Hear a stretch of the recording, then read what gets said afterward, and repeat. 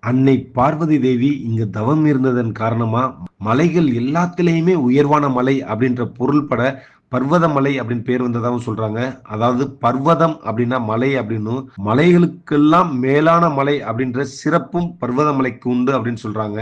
சித்தர்களால புகழப்பெற்ற மலை. கைலைக்கு போய் தரிசிக்க இயலாதவங்க இங்க வந்து வழிபட்டாங்கன்னா அதை தரிசிச்ச முழு பலன் இங்க கிடைக்கும் அப்படின்றது ஐதீகம்.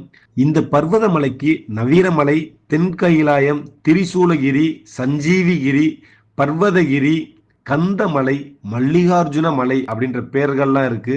ஒரு முறை அம்பிகை நம்ம சிவபெருமான்கிட்ட பூ உலகத்துல பிறந்த மனிதர்கள் அனைவருமே ஒரு சேர அறம், பொருள், இன்பம், வீடு பேறு இந்த நாளையுமே பெறதுக்கு வழிபட வேண்டிய தலம் எது அப்படின்னு கேக்குறாங்க. நம்ம அம்பிகையோட இந்த கேள்விக்கு சிவபெருமான் அடையாளம் காட்டின மலைதான் பர்வதமலை அப்படின்னு சொல்லப்படுது. உலக மக்களோட நலனுக்காக